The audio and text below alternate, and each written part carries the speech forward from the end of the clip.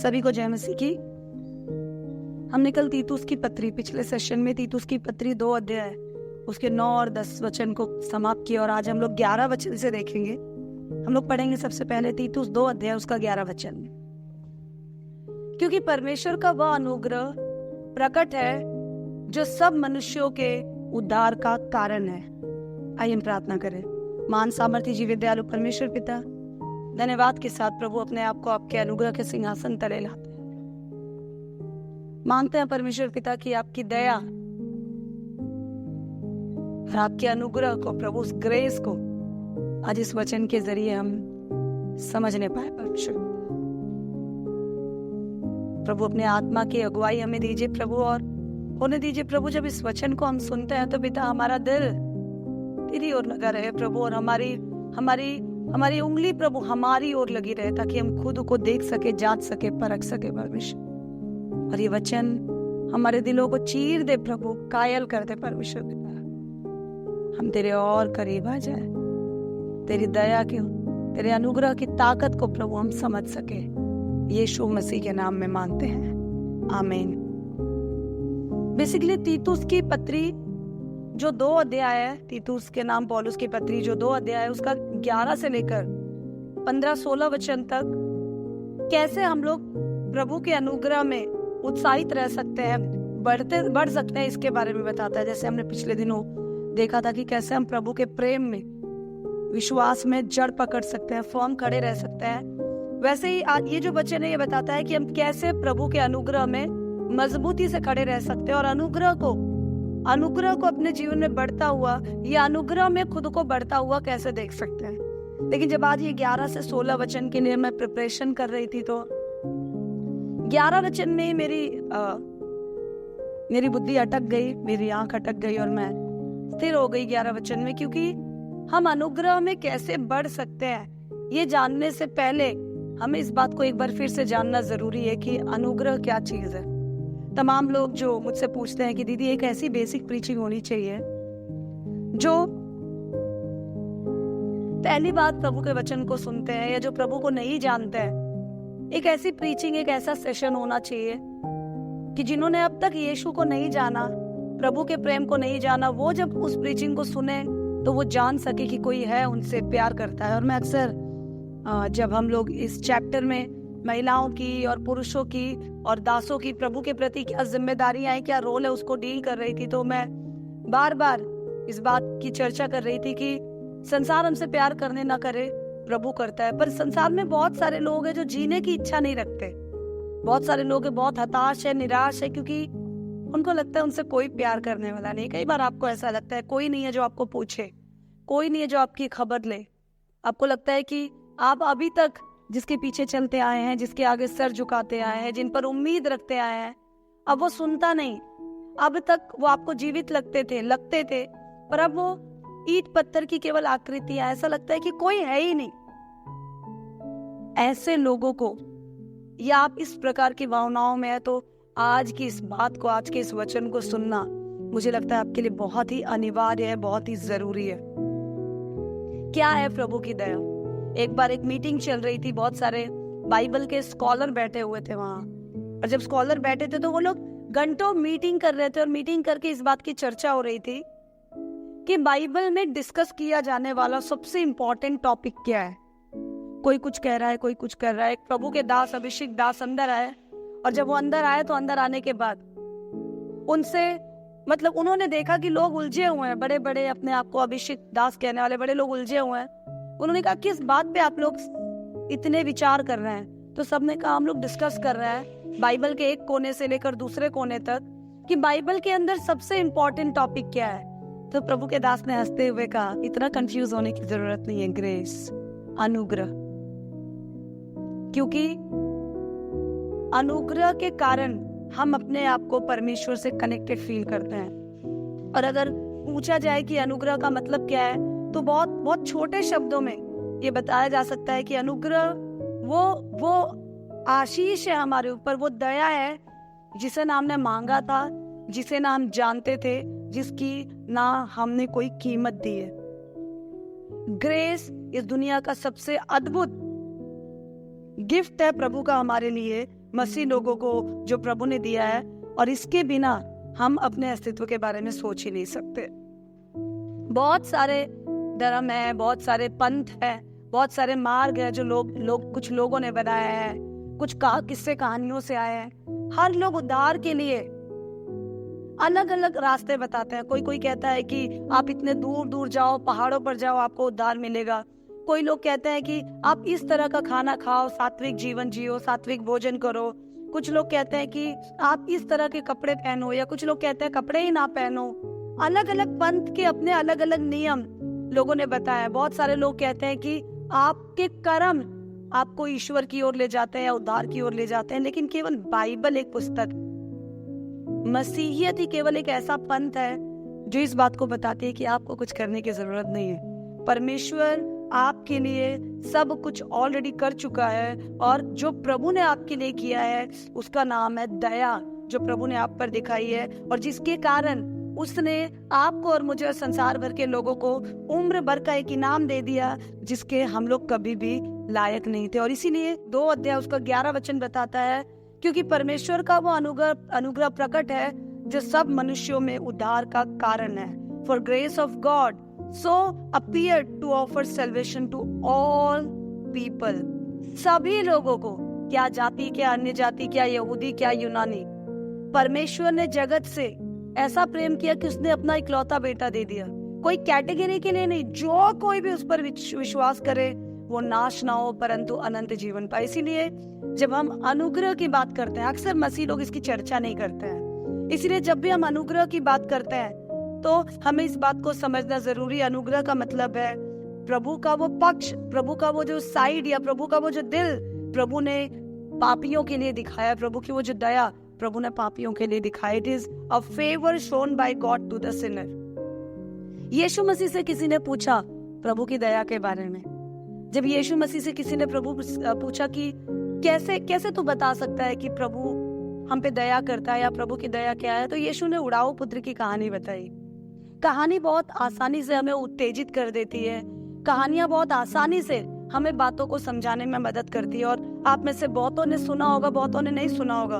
उड़ाऊ पुत्र वो बेटा था अपने पिता का, जो पिता से लड़कर अपनी सारी प्रॉपर्टी, अपना सारा शेयर, अपना सारा हिस्सा लेकर दूर हो गया पिता से। और उसके बाद उसने कहा मुझे आपके साथ नहीं रहना है, और दूर होने के बाद वो अपनी मनमानी करने लग गया।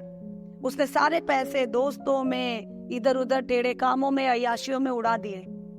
उसके पास कुछ भी नहीं बचा। जब उसके पास कुछ भी नहीं बचा तो उसके दोस्त भी नहीं बचे, क्योंकि नीति वचन बताता है जिसके पास धन है उसके बहुत से मित्र होते हैं। अगर आपके पास पैसा है तो आपके बहुत से मित्र बन जाएंगे। सड़क पर खड़े खड़े आप अनाउंस करके देखिए। इसके भी बहुत सारे मित्र थे, और उन मित्रों के दबाव में आके, प्रेशर में आके इसने अपने पिता के घर को छोड़ा था। लेकिन जब पैसा खत्म हो गया, संपत्ति खत्म हो गई, तो दोस्तों ने इसे छोड़ दिया। और तब एक ऐसा दिन आया जब ये नौकरी की तलाश में था, और जब ये किसी सेठ के घर में नौकरी करने गया तो उसको सूअर की रखवाली करने का काम दिया गया। एकदम बदतर जिंदगी। जब प्रभु से, उसके अनुग्रह से, उसके प्रेम से हम अलग हो जाते हैं, जब अपने पिता की बाजुओं की गर्मी से हम अलग हो जाते हैं, तो संसार हमें काटने फाड़ने को दौड़ता है। और जब इस बेटे का भी यही हाल था, इसने सोचा, भूख लगी थी, सोचा सुअरों का जो खाना है उसमें से तो मैं कुछ खा लूं। सुअर दुनिया भर की गंध खाता है, इसके पास कुछ अच्छा नहीं बचा, सिर्फ गंध बची थी। और जब इसने वो खाने की सोची तो ये रो पड़ा, और उसे याद आया मेरे पिता के घर के नौकर चाकर इससे बेहतर खाता है। मैं अपने राजा पिता का राजकुमार बेटा हूँ, और आज मैं क्या खा रहा हूँ, क्या रह रहा हूँ। मैं अपने पिता के पास जाऊंगा। अब जरा ध्यान से सुनिएगा। इसको पता है कि इसने अपने पिता को दुख दिया है, इसे पता है कि इसने अपने पिता को धोखा दिया है। उनके दिल को चूर चूर करके, तोड़ के, टुकड़े टुकड़े करके जबरन ये अपना हिस्सा लेकर आया है। इसलिए इसको पता है कि अब ये इस लायक तो नहीं कि पिता के पास जाए और पिता के सामने सर झुका के उन्हें पापा कह सके या पिताजी कह सके। इसको पता है, इसीलिए ये मन में सोचता है कि मैं अपने पिता के पास जाऊंगा और एक नौकर की तरह ही अपने पिता के पास रह लूंगा, पिता के पास ही नौकरी कर लूंगा। दूसरों की चाकरी करने से अच्छा है, सुअरों का खाना भी ना मिले उससे अच्छा नौकरों का खाना तो मैं खाऊंगा। मैं अपने पिता से स्वर्गीय पिता से और अपने पिता से माफी मांगूंगा। और ये दूर ही था, इतने में पिता इसे आते हुए देखता है। और जब पिता इसे आते हुए देखता है, दूर से पिता, इंतजार करने वाला पिता दूर से इसे देखते भाग के इसकी ओर जाता है, इसे गले लगाता है। इसके शरीर में जो गंदगी है, जो बदबू है, जो फटे हाल इसकी हालत है, जो बीमारी है, जो परेशानी है, पिता को वो नहीं दिखाई देता। पिता को अपनी ओर आता हुआ वो बेटा दिखाई देता है। और पिता खुद भाग कर इसे गले लगाता है और अपनी अंगूठी पहनाता है, अपने नए कपड़े पहनाता है और इसके लिए वो बड़ा आनंद मनाता है। इस आनंद के लायक नहीं था ये बेटा, इस स्वागत के लायक भी नहीं था ये बेटा, लेकिन जिसके ये लायक नहीं था, जिस पदवी से, जिस प्रेम से ये जबरन अपनी गलती से अलग होकर गया था, उस जिसके ये लायक नहीं था, उसको भी जब पिता इसे देता है, इंतजार के साथ बिना मांगे देता है, वही है परमेश्वर की दया। बाइबल बताती है परमेश्वर हमसे बहुत प्यार करता है, उसकी दया सदा के लिए हमारे साथ बनी हुई। और ये 11 वचन बताता है क्योंकि परमेश्वर का यह अनुग्रह प्रकट है जो सब मनुष्यों के उद्धार का कारण है। हमें उद्धार इसलिए नहीं मिला कि हम इसलिए लायक है, और हमारी प्रार्थना इसलिए नहीं सुनी जाती कि हम इसके लायक हैं। उसने अपने इकलौते बेटे को इसलिए कुर्बान नहीं किया कि हम इसके लायक हैं। हम तो ईश्वर रहित, निर्जीव, मरे हुए, धोखेबाज, ढोंगी इधर उधर भटक रहे थे, लेकिन वो दयालु है, वो तरस खाने वाला, इसलिए हम पर हमें उद्धार मिला। क्योंकि अगर उसकी दया, उसका अनुग्रह नहीं होता तो शायद वो ऐसा नहीं करता। न्याय के अनुसार अगर वो हमारे साथ करता तो हम नाश हो जाते। इसलिए यीशु मसीह ने इस बात को कि प्रभु की दया क्या है, इस बात को इस उदाहरण के जरिए, उड़ाऊ पुत्र की कहानी के जरिए बताया। आप में से बहुत सारे लोग हैं जो यीशु को अपना प्रभु, गुरु, उद्धारकर्ता स्वीकार कर चुके हैं, या आप जिंदगी में बहुत तनाइयों में, बहुत अकेले में फिरे जा रहे हैं। आपको एक बात समझना जरूरी है, किसी इंसान की बाजुओं में वो ताकत, वो गर्मी, वो ठंडक, वो राहत नहीं है जो अपने परमेश्वर की उपस्थिति में है। किसी पैसों की खनक में वो शांति नहीं। पैसा आपको बिस्तर दे सकता है, नींद नहीं दे सकता, आपको खाना दे सकता है, भूख नहीं दे सकता, आपको दुनिया भर की सुख सुविधाएं दे सकता है, अंदर का आनंद और वो खुशी, चाहत नहीं दे सकता। इसीलिए आप और मैं जो इन चीजों को, दुनियावी चीजों में ढूंढ रहे हैं, हमें इस बात को समझना जरूरी है, शांति और प्रेम और आनंद तो केवल हमारे परमेश्वर के पास है। और हम उसके पास इसलिए नहीं जा सकते, या इस कारण नहीं पहुंच पा, इतना इजी नहीं है उसके पास पहुंचना। इजी नहीं था क्योंकि हमारे काम इतने अच्छे नहीं है, वो अति पवित्र था, लेकिन उसने अपनी दया को दिखाया और उसने हमारे लिए एक रास्ते को खोला, और वो रास्ता था यीशु मसीह। पौलुस कहता है कि उसके परमेश्वर का अनुग्रह हम पर प्रकट हुआ है, और वही अनुग्रह हमारे लिए उद्धार का कारण है। उस दया के कारण हम बचाए गए। हम अपने अकेलेपन से, हम में से बहुत छूट गए, हम बेचैनी से छूट गए। बहुत लोग हम में से हैं जो हर वक्त सोचते थे बस किसी तरह मर जाना है, कोई मुझे देखने वाला नहीं है, पर उसका अनुग्रह हुआ तो हमें समझ आया कि नहीं, कोई है जो मुझसे प्यार करता है। और इस बात को एक कहानी के जरिए आज मैं आपसे बताना चाहती हूँ। ये मैंने किसी से सुना और मैं एज इट इज आपके सामने रख रही हूँ, क्योंकि इसमें कुछ जोड़ने या घटाने की मेरे पास हिम्मत नहीं थी। और ये कहानी है एक लड़की की जो कोरिया देश में रहने वाली थी, और इसकी अपनी जुबानी उसने इस कहानी को लोगों को बताया। ध्यान से सुनिएगा प्लीज। ये कहानी एक लड़की की जो कोरिया की नागरिक थी। कोरिया में लड़ाई चल रही थी, युद्ध चल रहा था, तो अमेरिका के कुछ सिपाही युद्ध के लिए कोरिया में थे। इस जवान लड़की का एक अमेरिकन सिपाही से, ध्यान से सुनिएगा, एक अमेरिकन सिपाही से इसे प्यार हो गया, उस सिपाही को इससे प्यार हो गया, और जब दोनों में प्यार हुआ, दोनों ने साथ वक्त गुजारना शुरू किया, तो ये लड़की प्रेग्नेंट हो गई। इससे पहले कि आप इस कहानी को आगे सुने, आपको ये बात समझना जरूरी है। इस कहानी से जो बात आज आपके और मेरे लिए सीखना जरूरी है, वो बात ये है कि परमेश्वर हमसे प्यार करता है, चाहे कोई करे ना करे। वो हमें स्वीकार करना चाहता है, चाहे कोई करे ना करे। वो हमारी गंदगी को नहीं देखता, वो हमारे अंदर को देखता है, चाहे कोई देखे ना देखे। और वो एक समान प्यार हम सबसे करता है, चाहे हम इसके लायक हो ना हो। इस लड़की को इस सिपाही से प्यार हो गया और प्यार होने के बाद ये प्रेग्नेंट हो गई, गर्भवती हो गई। गर्भवती हुई, लड़ाई खत्म हो गई। लड़ाई के बाद ये सैनिक अपने देश वापस चला गया। ये दोनों शादी करके एक साथ रह नहीं पाए। इस लड़की ने निर्णय लिया कि चाहे कुछ भी हो जाए, अब मैं प्रेग्नेंट हूं, मैं अपने बच्चे को मारूंगी नहीं।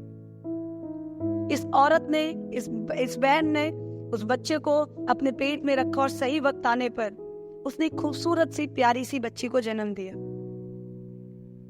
ये जब बच्ची जन्म हुई तो ये इस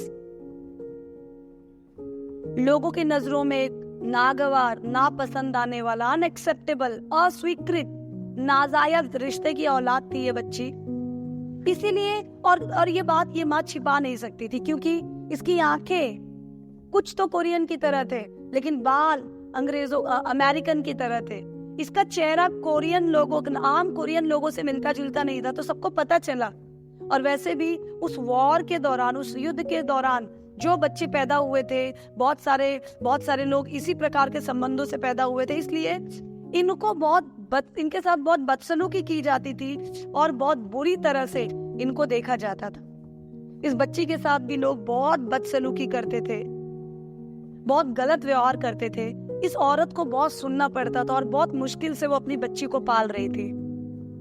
2 साल तक उसने अपनी बेटी को किसी तरह पाला और 2 साल बाद, ये भी उम्र में कम थी, इसके पास एक शादी का प्रस्ताव आया। वही कोरिया के किसी किसान का, जमीन जायदाद थी, सब कुछ अच्छा था। उसने निर्णय लिया कि मैं तुमसे शादी करूंगा, लेकिन एक शर्त पे, ये बच्ची हमारे साथ नहीं रहनी चाहिए। मैं इस नाजायज औलाद को अपने साथ नहीं रखूंगा। माँ ने फैसला लिया कि अब इस बच्ची को मैं अपने साथ नहीं रखूंगी, और इसलिए माँ ने इस बच्ची से कहा, ये बच्ची सब 3-3.5 साल की हो गई, किसी तरह ये सब बातें चलती रही। माँ ने इस बच्ची से कहा, बेटा मैं तुम्हें तुम्हारे चाचा के पास छोड़ दूंगी। कोई चाचा नहीं है, कोई लेने वाला भी नहीं है। पर उस समय माओ के पास और कोई रास्ता नहीं था जिनको इस तरह के बच्चे हो रहे थे। कई साल पहले की बात है ये। बच्ची का सामान थोड़ा पैक किया। पैक करने के बाद बच्ची को बहलाते फुसलाते हुए, तुम चाचा के घर जाना, ये खाना, ये पीना बोलकर स्टेशन पर बिठा दिया और बोला कि मैं टिकट लेकर आती हूँ। उसके बाद माँ कभी वापस नहीं आई। 4 साल की ये बच्ची स्टेशन पर बैठी हुई इंतजार कर रही थी कि अब माँ आएगी, तब माँ आएगी। मेरे लिए बहुत मुश्किल है इस कहानी को बताना, पर फिर भी मैं कोशिश करूंगी कि मैं आपके सामने एक्सप्रेस कर पाऊं, क्योंकि अगर आप इस कहानी को समझ गए तो आप सच में समझ जाएंगे कि प्रभु की दया हमारे लिए क्या है और वो कितना प्यार हमसे करते हैं। 4 साल की लड़की स्टेशन पे भटक रही है। इसका नैन नक्श ऐसा है कि सबको पता है ये पूरी कोरियन गर्ल नहीं है, कुछ तो नाजायज रिश्ते से पैदा हुई औलाद है। कोरिया में एक शब्द है जिसको पुकारते हैं टूकी। टूकी का मतलब है एक अनजाना शैतान, एक नाजायज या अनजाना शैतान। इस बच्ची को लोग ऐसे गंदे गंदे नामों से पुकारते थे। और भी बच्चे थे स्टेशन पे इसी तरह, अंकल के पास जा रही हो, दादी के पास जा रही हो, छोड़ बोलकर बहुत सारी मम्मियों ने छोड़ रखा था। ये बच्ची उन्हीं बच्चों के साथ रहती थी, उनके साथ खेलती थी, उन्हीं के साथ खाती थी। कूड़े में से बिन बिन कर, मांग मांग के, किसानों से मांग कर, यात्रियों से मांग कर, चोरी करके, कभी स्टेशन की बेंच पे, कभी जो मालगाड़ी के डिब्बे होते हैं उस डिब्बों के पास, कभी किसी खाली पटरी के पास, कभी पुल के पास, कभी पेड़ के नीचे। जहां थोड़ी थोड़ी जगह मिलती थी ये बच्ची वहां सो जाती थी। कोई देखने वाला नहीं, कोई सुनने वाला नहीं, कोई समझने वाला नहीं। भूख बहुत लगती थी तो इसने चूहा पकड़ना सीख लिया था। ये साबुत चूहे को भूख के मारे खा जाती थी, उसके आंख, नाक, पूंछ, सब कुछ। किसकी कोई बताने वाला नहीं था कि बेटी तुम्हारे लिए क्या अच्छा है, क्या बुरा है। उस लड़की की कहानी जब आप सुनेंगे, लड़की कहती है कि जब मुझे इन गंदे गंदे नामों से पुकारा जाता और जो मुझे यहाँ वहां छुआ जाता, मेरे साथ गलत व्यवहार यात्री लोग करते, जो और अनाथ बच्चे थे वहां पे छोड़े हुए वो करते, तो मुझे एक चीज का एहसास होने लग गया कि मैं इंसान नहीं, मेरा मानवता से कोई लेना देना नहीं है। मुझे गंदगी के लिए ही बनाया गया है और मैं हमेशा इसी गंद में रहूंगी। मेरा कोई नाम नहीं है, क्योंकि उसकी माँ ने उसे छोड़ा था और समय समय पर वो ये भूल गई कि उसकी माँ उसे किस नाम से पुकारा करती थी। कोई नाम याद नहीं है, अपनी कोई पहचान नहीं है। उसको ये भी याद नहीं था कि उसकी माँ कौन है, कहाँ से वो आई है, कहाँ उसे जाना है। कोई परिवार नहीं है, कोई फ्यूचर नहीं, कोई होप नहीं। वो लड़की कहती है कि वो मेरे लिए एक ऐसा दौर था, मैं छोटी थी, 4, साढ़े 4, 5 साल के। इस दुनिया में मैं सबसे ज्यादा नफरत किसी से करती थी तो वो खुद से था, क्योंकि मुझे समझ में नहीं आता था कि मुझे क्यों इस गंध में छोड़ा गया है। और मुझे ये बात समझ नहीं आती थी कि मुझे कब तक इन सबको झेलना है। और एक दिन की बात है, कोरिया में उस एरिया में कॉलरा की बीमारी, कॉलरा जिसे आप कहते हैं, फैल गया। जानलेवा बीमारी है वो। और इस बच्ची को, क्योंकि वो वायरस से फैलने वाली बीमारी है, गंदगी से फैलती है, महामारी है, उस जगह जब ये महामारी फैली तो ये बच्ची भी उस महामारी के चपेट में आ गई। भूखमरी की परेशान, दुनिया भर के शोषण से परेशान, अकेलेपन से परेशान, कोई पूछने वाला नहीं है कि तुम कैसी हो। और इस बच्ची को पता चला मैं मर जाऊंगी।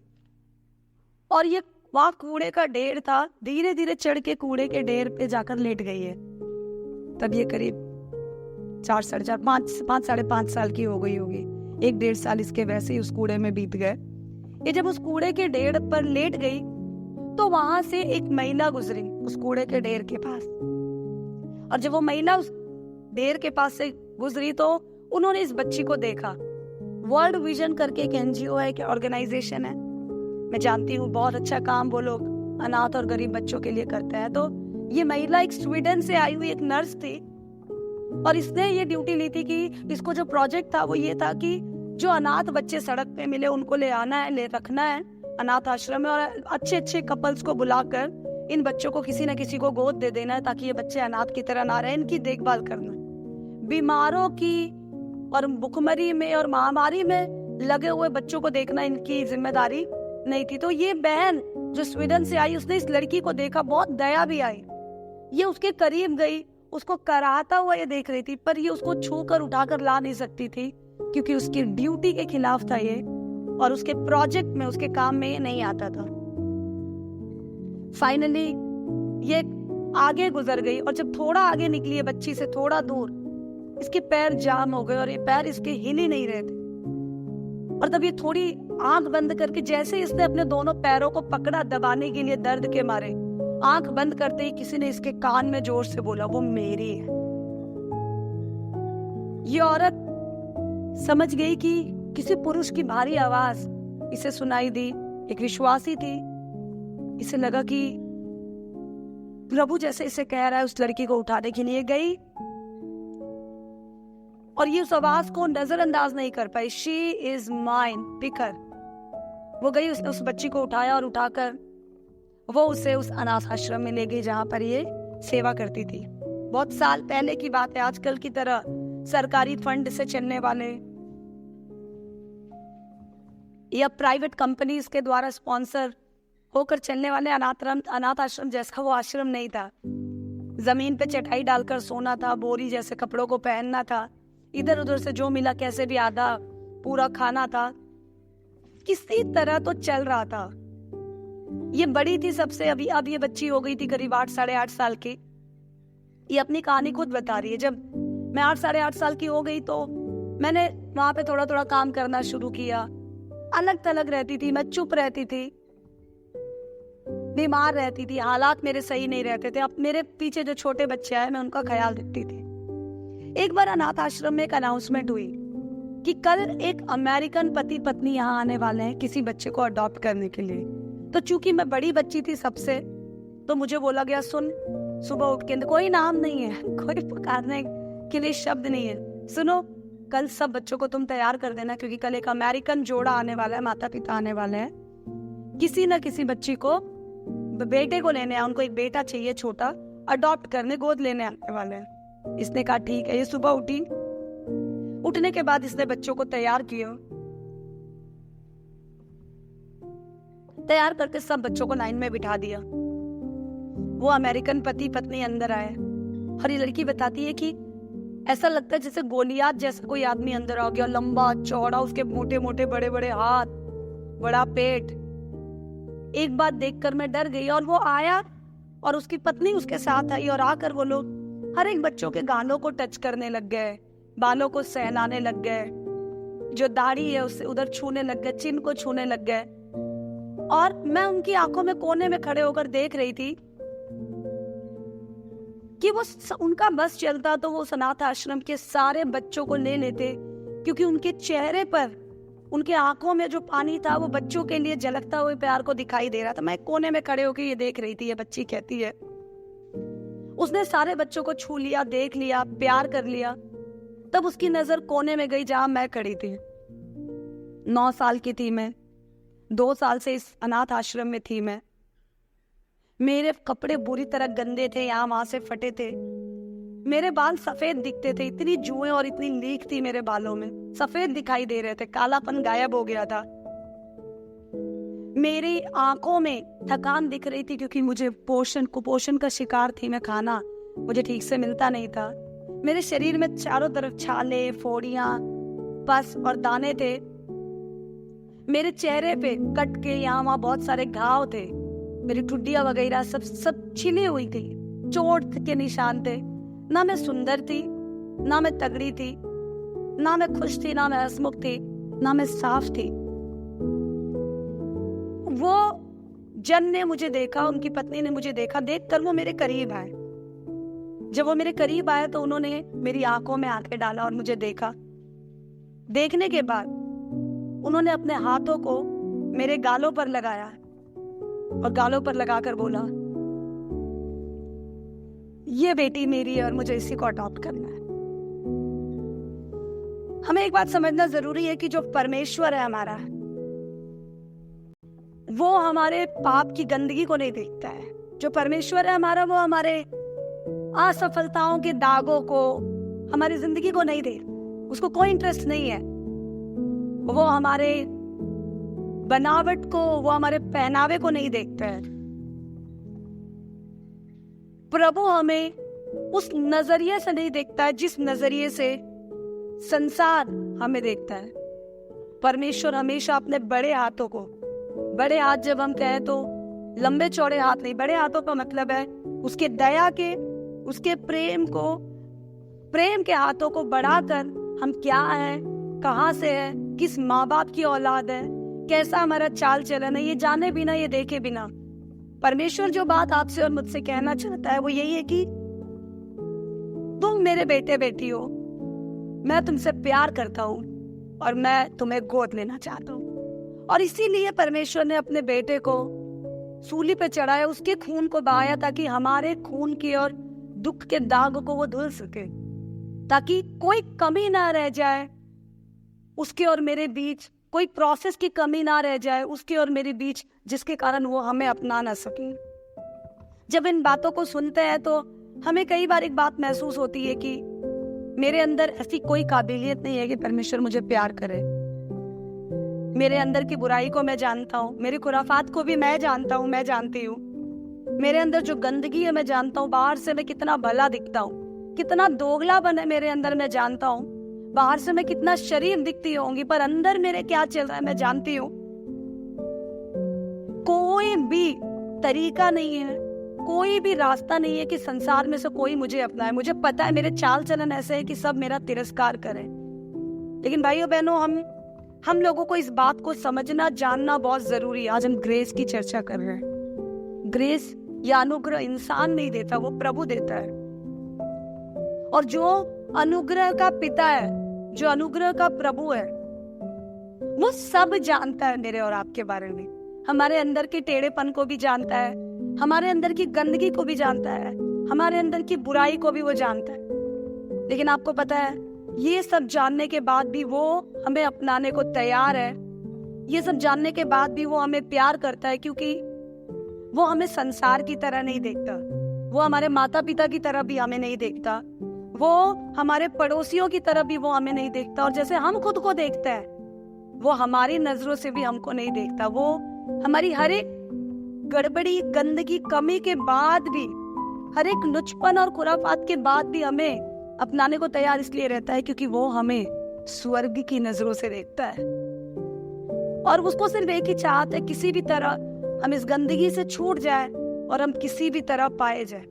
इसीलिए मुझे और आपको ये बात समझना बहुत जरूरी है कि हमारे पापों के दाग कितने भी गहरे क्यों ना हो, हमारे असफलता के और दुख के घाव कितने भी बड़े क्यों ना हो, कितना भी पस उसमें बहता हो, कितना भी लहू उसमें बहता हो, परमेश्वर उसे नहीं देखता। वो एक ही बात कहता है, this is my child and I want to adopt.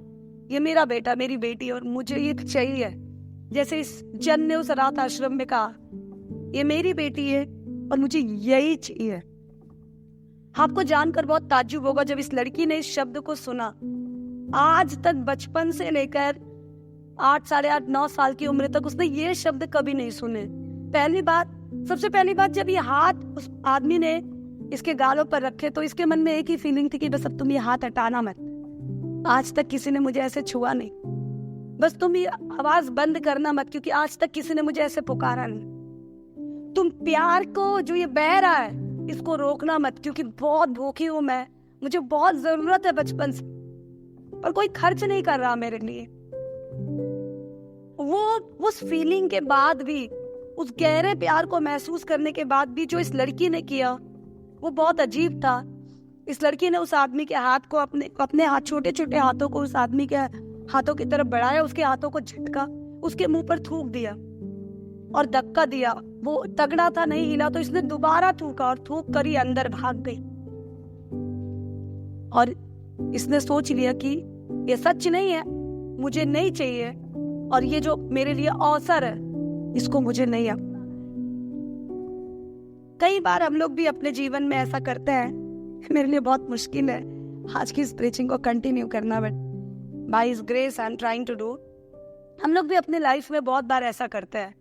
जब प्रभु अपने अनुग्रह के दरवाजे को हमारे सामने खोलता है, हम लोग नजरअंदाज करते हैं, या फिर अपने चाल चलन के कारण हम धीरे धीरे उस अनुग्रह के दरवाजे को, उस शटर को बंद करते चले जाते हैं। आप याद कीजिए, बहुत टाइम ऐसा हुआ होगा जब आप प्रभु के प्रेम के बारे में, उसकी दया के बारे में प्रीचिंग सुन रहे होंगे, और सुनते हुए आपका दिल तड़पा होगा, रोया होगा, और आपने फैसला किया होगा, मैं अब किसी इंसान के पीछे नहीं चलूंगा, मैं तो प्रभु के पीछे ही चलूंगा, क्योंकि वही है जो सच्चा प्यार मुझसे करता है। लेकिन जैसे ही वो मीटिंग खत्म होती है, हम अपने दूसरे कामों में लग जाते हैं। जब वो मीटिंग हम सुन रहे होते हैं, हमें यकीन नहीं है, हम यकीन शायद ना करेंगे, बट वो जो हमारे मन में उथल पुथल चल रही होती कि अब मुझे इसी के पीछे चलना है, यही है मेरा प्रभु, अब मुझे ऐसे ही जीना है, मुझे अपनी इन आदतों पे वर्कआउट करना है, मुझे इस प्यार को छोड़ना नहीं है, मुझे इनकी बेटी या बेटा बनना है।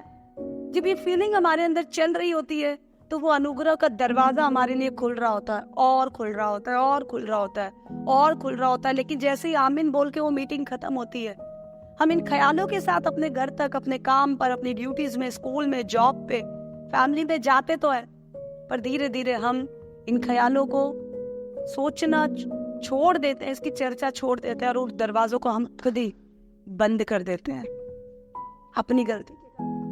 अब देखिए, कई बार मैंने ये महसूस किया, मुझे पता नहीं आपने महसूस किया होगा या नहीं, हम पहाड़ों पर जाते हैं घूमने के लिए, पिकनिक पे जाते हैं, हम बहुत खूबसूरत वादियों में जाए तो वादियों को देखकर, वहां की नदियों की कलकल को सुनकर, पानी के अंदर दिखने वाली सुंदर सुंदर मछलियों को देखकर, रंग बिरंगे फूल पौधों को देखकर, बर्फीले पहाड़ में चमकती हुई सूरज की रोशनी को देखकर, पहाड़ों के आकार को देखकर, ऊंचे ऊंचे पेड़ों को देखकर, उस प्राकृतिक सुंदरता को देखकर हमारे मन में आता है, प्रभु तू क्या ही क्रिएटिव है, तूने क्या चीज बनाई है, क्या दुनिया बनाई है, इतना खूबसूरत कैसे हो सकता है कुछ।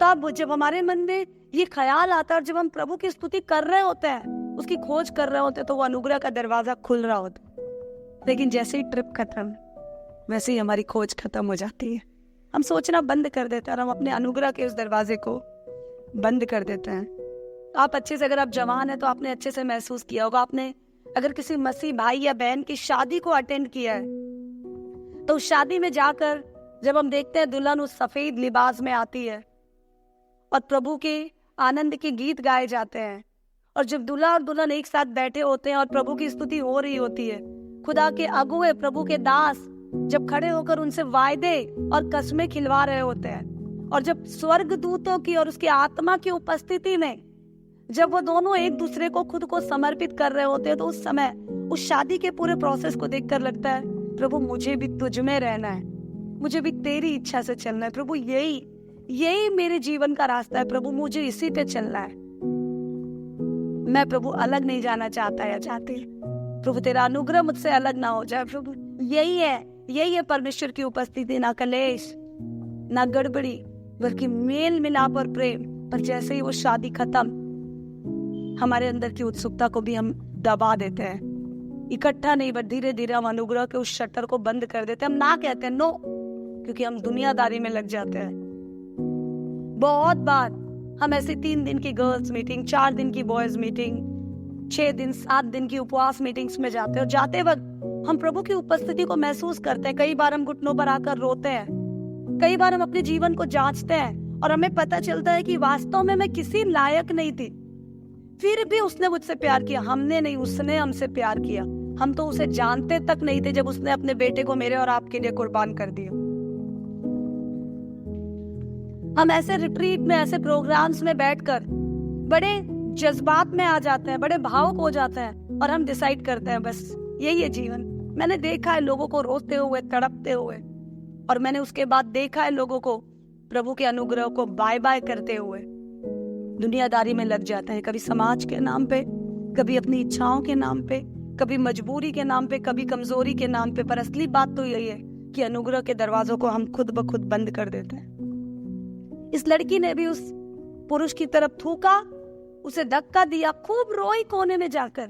इसे पता था कि अगले दिन वो लोग आएंगे, और आकर अब कम से कम इस अनाथ आश्रम की इस गंदी लड़की को तो वो लेकर नहीं जाएगी। इसे पता था अगले दिन आएंगे अगर वो, तो भी अब वो किसी साफ सुथरे छोटे बेटे के लिए आए थे तो बेटे को ही ले जाएंगे, और वो लोग खुद कहेंगे हमें बीमार जन भी नहीं चाहिए, हमें ऐसे कुपोषण की शिकार जन भी नहीं चाहिए, पूरे दाग से शरीर भरा है, फोड़ियों से शरीर भरा है, जुओं से सर भरा है, हमें ऐसे गंदगी में रहने वाला बच्चा नहीं चाहिए। हमने कल कोशिश की, पर वो मुझे लगता है हमारी कोशिश गलत थी, इसलिए सोचा कल यही होगा, इसलिए मैं कल सामने जाऊंगी ही नहीं।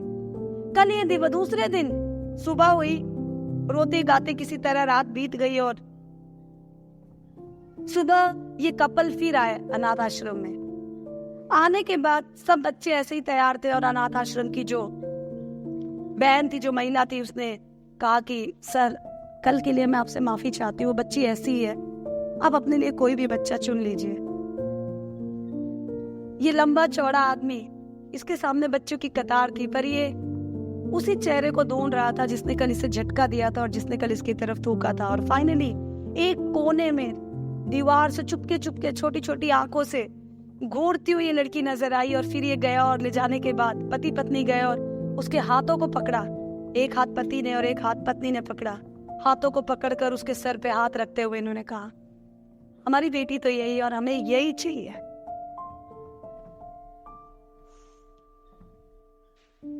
उसके बाद वो रोने लगी, क्योंकि उसे पता था वो इसके लायक नहीं है, क्योंकि उसे पता था कि उसने प्रभु के अनुग्रह को जैसे हम ठुकरा देते हैं, उसने कल ठुकराया था।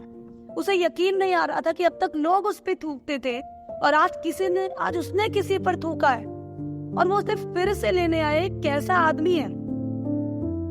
पर फाइनली पेपर वर्क पूरा करके ये पति पत्नी इसको ले गए, और ये वास्तविक कहानी है। सबसे पहले किसी ने इसे नाम लेकर पुकारा, वो उसकी माँ थी, जो नई माँ थी। उसने इस बच्ची को नाम दिया स्टेफनी। ये अमेरिका गए, स्टेफनी को इन्होंने पढ़ाया लिखाया, इसका इलाज कराया, खाने पीने का ख्याल रखा। इसने अपनी हाई स्कूल खत्म की, कॉलेज खत्म किया। एक लीडर की नाई वो, उसके पापा पास्टर थे, जो ये भाई ने लेकर गए वो पास्टर थे। उस कलीसिया में स्टेफनी को उन्होंने बच्चों के बीच सेवा करने का मौका दिया। उसने प्रभु के वचन को सीखा। प्रभु के अनुग्रह को इसे सीखने की जरूरत नहीं थी, क्योंकि इसने अपने पिता के रूप में परमेश्वर पिता के प्यार को बहुत करीब से देखा था। स्लोली ये सेवा में बढ़ी, और सेवा में बढ़ने के बाद एक फॉरेन मिशनरी से इसने शादी की। शादी करने के बाद अब स्टेफनी आज की डेट में देश विदेश में सेवा कर रही है, और वो ऐसी हर लड़कियों से, ऐसे हर बच्चों से मिलने की कोशिश करती है जिसे अंकल के घर या आंटी के घर या दादा के घर छोड़ने के बहाने स्टेशन पर छोड़ दिया जाता है, जो नाजायज कहलाए जाते हैं और संसार में जिनको स्वीकार करने वाला कोई नहीं। वैसे हर लड़की से, हर लड़कों से, हर बच्चों से मिलती है जिनका हाथ पकड़ने के लिए कोई नहीं है, जिनके दागों को देखकर लोग रिजेक्ट करते हैं, जिनके चेहरे की गंदगी को देखकर लोग रिजेक्ट कर देते हैं, क्योंकि वो जानती थी वो गंदी नहीं थी, पर उसे इसमें झोंका गया था, संसार ने झोंका। और वो जानती थी कि संसार ने झोंका, पर संसार ने नहीं, उस परमेश्वर ने निकाला जिसकी इनायत हम पर है, जिसकी दया हम पर है। वो प्रभु की दया को पहचान गई थी, जिसके लिए वो डिजर्व नहीं करती थी, जिसके वो लायक नहीं थी, देखने पे जो कहीं भी सटीक नहीं बैठती थी, लेकिन फिर भी उस पर वो प्यार दिखाया गया। और अपनी कहानियों के जरिए अब स्टेफनी जगह जगह दुनिया के कोने कोने में जाकर प्रभु के उस दया को और प्रभु के उस अनुग्रह को, प्रभु के उस प्रेम को लोगों के बीच प्रकट कर रही। रोमियो की पत्री 8 अध्याय 23 वचन अगर हम ध्यान से पढ़े तो ये बताता है कि प्रभु के जन कैसे उत्सुकता से उसकी दया के लिए इंतजार करते हैं, और उसकी दया के बिना हम लोग कुछ भी नहीं है। पर भाइयों बहनों, रोजमर्रा की जिंदगी में जीते जीते कई बार हम भूल जाते हैं कि हमें जो कुछ मिला इसके हम लायक नहीं है। कई बार हम लोगों को देखने में इतने मशगूल हो जाते हैं कि हम भूल जाते हैं कि बार बार थूके जाने के बाद भी, जैसे उड़ाऊ पुत्र का पिता बाहें पसारे, आंखों को पलके बिछाए इंतजार कर रहा था, पिता ने बेटे को दूर से आते देखा क्योंकि वो राह तक रहा था। अब हाँ, जो हमारी ओर देखते नहीं, हम उनके पीछे भागते रहते हैं, दौड़ते रहते हैं, चेस करते रहते हैं, कोशिश करते रहते हैं, मनाते रहते हैं, पटाते रहते हैं, पर जिसने हमारे लिए अपनी जान दे दी उसकी तरफ हम एक बार मुड़कर भी नहीं देखते। और दुख की बात यह है कि कई बार दिन में एक बार हम सोचते भी नहीं। हाँ, पर कोई प्रार्थना ना सुनी जाए तो हम कुड़कुड़ाते जरूर। प्रभु हमसे बहुत प्यार करता है। उसने हमारा छुटकारा किया क्योंकि उसने हम पर दया की।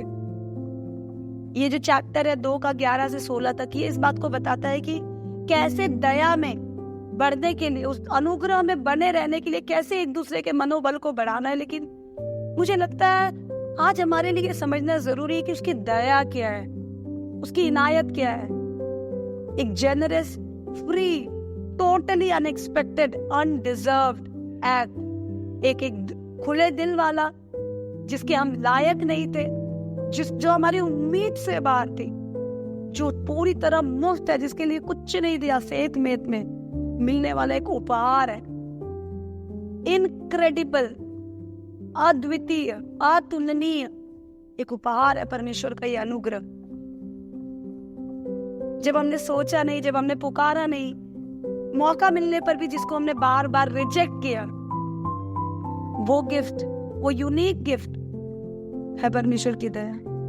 इसलिए हमें समझना बहुत जरूरी है। और मुझे लगता है हमें उस दया के पिता की दया को, उस दया के दाता की दया को समझने के लिए एक बात सोचना बहुत जरूरी है कि कितनी बार हमने परमेश्वर के मुंह पर थूका है, और इस दया के हाथों को जब जब उसने हमारी ओर बढ़ाने की कोशिश की, हमने झटक दिया और छोड़ दिया। हमें इस बात को सोचना जरूरी है कि कितनी बार उसने उस दया में बढ़ने के लिए, हमें अपने बाहों में लेने के लिए, जब हम इंतजार कर रहे हैं कोई तो पूछ ले, कोई तो प्यार कर ले, कोई तो देख ले, वो अपने बाजुओं को हमारी ओर बढ़ाया था। लेकिन कितनी बार हमने अपने रास्तों को बदल दिया।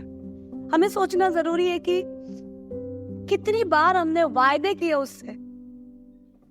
हम इंसानों के द्वारा किए गए खुद की ओर के वायदे या इंसानों से किए गए अपने वायदे को भूलते नहीं, लेकिन प्रभु के साथ किए गए वायदे को हम याद ही नहीं रखते।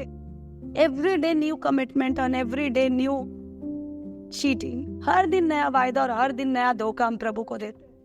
कितनी बार ये धोखा हमने दिया। हमें समझना जरूरी है कि कितनी बार अनुग्रह के उस दरवाजे को हमने अपनी लाइफ में अपने हाथों से बंद किया है, अपने आप को हम उलझा देते हैं। कितनी बार हमने अपनी पीठ प्रभु को दिखाई है। आप जानते हैं प्रभु के अनुग्रह की सबसे विशेष बात क्या है?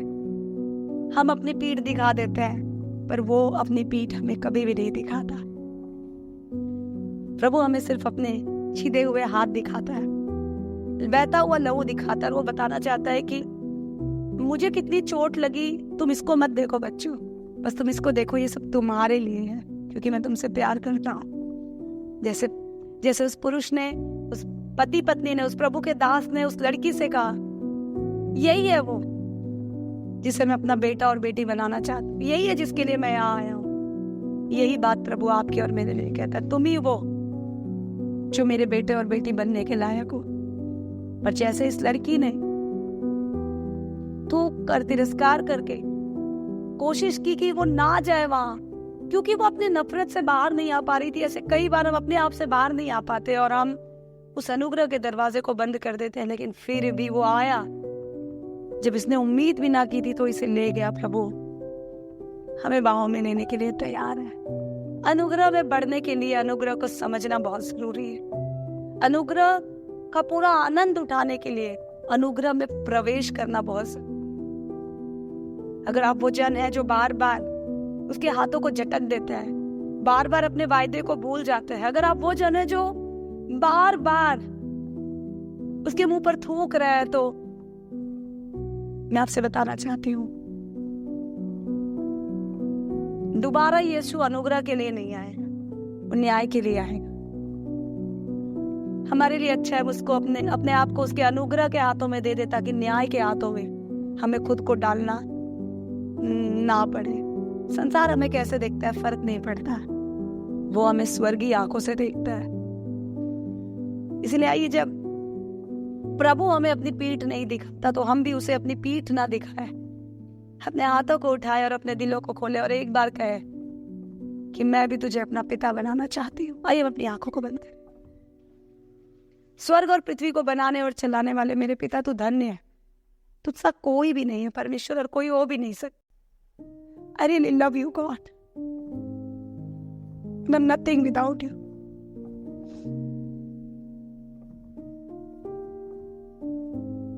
तेरी दया को समझना बहुत मुश्किल है प्रभु, क्योंकि कौन है प्रभु जो बिना स्वार्थ के प्यार करता है? प्रभु कौन है पिता जो बिना पाए किसी को कुछ देता है? प्रभु तूने सब कुछ दे दिया। कई बार प्रभु अपनी मूर्खता के कारण, प्रभु अपने आप को प्रभु एक दायरे में बांध देने के कारण, प्रभु हम छोड़ देता है, प्रभु हम बदल जाते हैं, प्रभु हम उस दरवाजे को बंद कर देते हैं, प्रभु हम हाथ उठाते हैं तेरे विरोध में, आवाज उठाते हैं तेरे विरोध में। प्रभु आज प्रभु हम प्रार्थना करते हैं कि अपनी दया को समझने के लिए प्रभु तू मुझे बुद्धि देना, समझ देना प्रभु, ताकि प्रभु मैं इसे समझूं और प्रभु इसी में बना रहूं। और जिन परिस्थितियों से तूने मुझे चुना है, अपने तमाम भाई बहनों को प्रभु जो इस परिस्थिति में है, उन्हें निकाल सको प्रभु, और एक जिंदा गवाह बन जाओ परमेश्वर पिता। प्रभु बहुत कुछ पाने के बाद अगर मैं भूल गई तो माफी मांग। तू हमेशा बाहें पसारे मेरे लिए तैयार रहा प्रभु। मैंने ही अपने दरवाजे बंद कर लिए परमेश्वर। मांगते हैं परमेश्वर एक बार फिर से उस दया को तू हम पर प्रकट कर। तू मेरा पिता कहलाए और मैं तेरी बेटी कहलाऊं प्रभु। इसके अलावा और कोई पहचान, और कोई नाम, और कोई आइडेंटिटी की भूख मेरे अंदर ना रहे प्रभु। ऐसा मन तू मुझे दे, तेरे अनुग्रह को जान सकूं और उसके मोल को पहचान सकूं और अपने जीवन में उसे प्रकट कर सकूं, ताकि बहुत सारे लोग जो मारे जाने के लिए घसीटे जा रहे हैं प्रभु, वो भी बचाए जाए मुझे देखकर प्रभु। मेरे जीवन में तेरे बहते हुए ग्रेस को देखकर, यीशु मसीह के नाम में मांगते हैं, आमीन।